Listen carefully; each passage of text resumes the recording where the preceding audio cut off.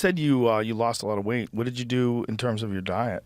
You know what? I was very consistent. I was able to eat, and have a plan. Like, I'd have breakfast, I'd have lunch, I'd have dinner. Whereas before, God, I was always on the road. So it's like I never wanted to eat before I went up on stage because then it would mess with, like, I get heartburn and you don't want to be burping or farting in front of a crowd. So I wait until the end. And then by the time the show's over, what's available to eat? It's terrible like, food. Terrible. And so you're starving.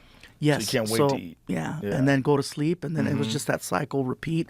And I just, over the years, man, it got good to me. And so I gained all that weight. So being home for a year, I was having an actual regular clean breakfast of, nothing crazy from the road. It was all food that was store-bought and preparing my own food. You can get like a meal prep company that will make meals for you that are like I've done those. I've done those. How'd that work? I was into it for a couple of weeks, but then it's like, oh man, I'm tired of fucking broccoli.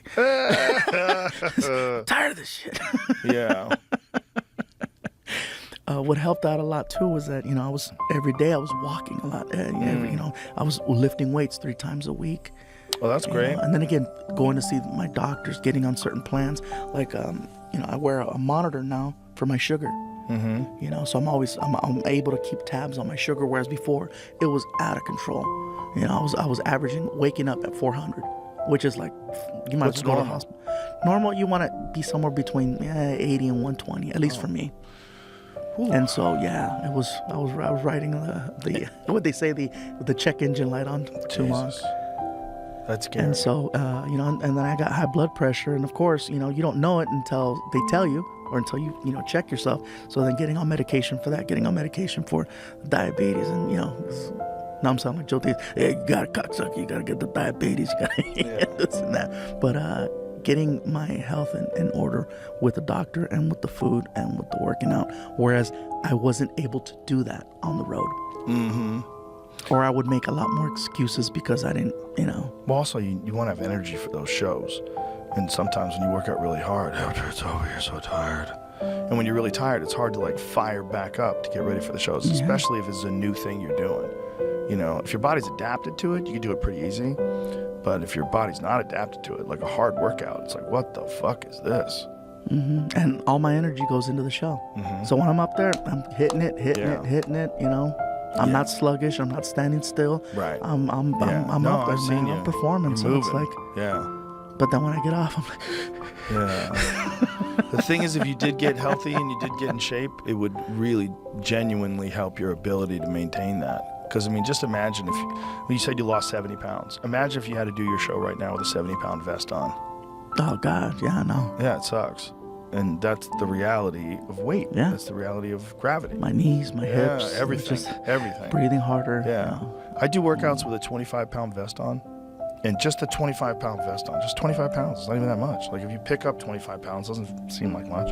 That 25-pound vest makes a giant difference. Do everything with that vest on, and everything's way harder.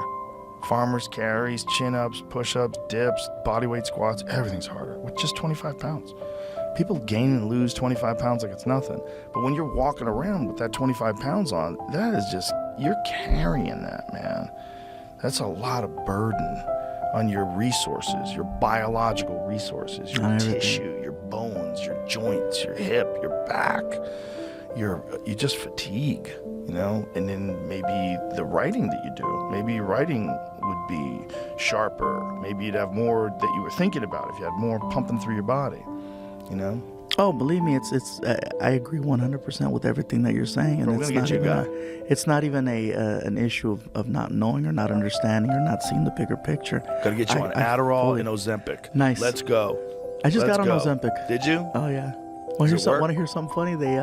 I got approached by Ozempic early on before they had the fucking song. Oh boy. And what's the song? I didn't even know they have a song. Oh, Ozempic. It's based on that old song, yeah. Oh, it's Magic, that song? Yeah. And so they approached me and they wanted me to be their spokesperson for Ozempic. Yeah. And we took a meeting and everything, and I appreciated the fact that they actually approached a diabetic to be the spokesperson.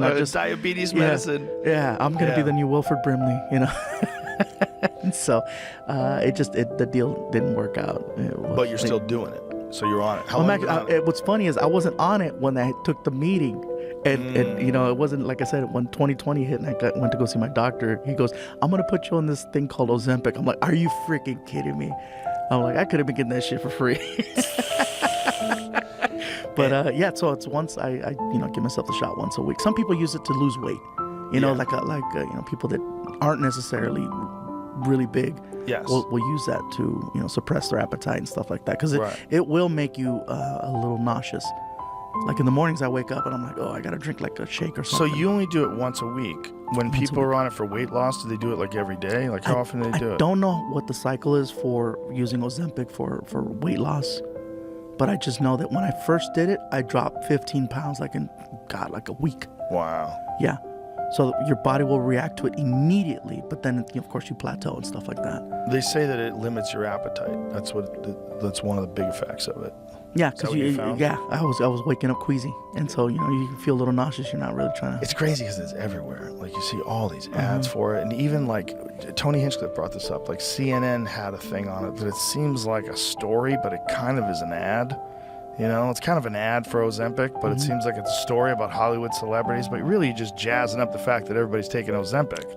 Like it seems like there's something more going on there other than just Ozempic. Yeah. Like you probably got paid to do that story. You know, because I'm telling you, I take it every week, and that initial first hit of the weight loss, yeah, it's true. Yeah. But it doesn't. At least it didn't continue for me. How often do people take Ozempic when they're trying to lose weight, Jamie? It's a once a week thing. It's still once a week. But it's like also you tapering off, I think, or or maybe it gets higher. I mean, I think maybe it's actually ramping up the dosage. You know, like you start, well, we'll say like 0.25 units up to like 1. But there's supposed to be a time where you're supposed to get off of it, right?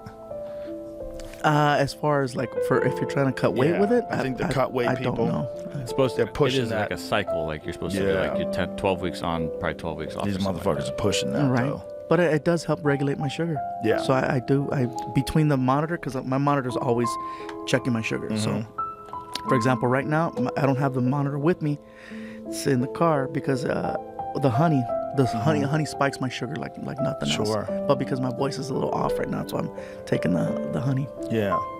So do you watch like sugar, like bread? You cut that stuff out of your diet? After a while, you start knowing exactly what does what. So you already know, like, I can eat that, I shouldn't. And then, you know, you see things and you're like, all right, this is gonna set it off. So I also have I take insulin.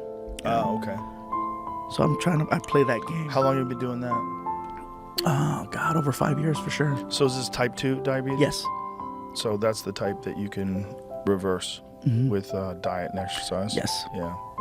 And again, it's not for lack of knowing. I already know. I get it, bro. And that's what sucks. It's like, I feel like everything that I've ever attempted to do for my career, I've been able to do. But for myself, my personal self, losing weight's been the hardest thing. The hardest fucking thing in the world.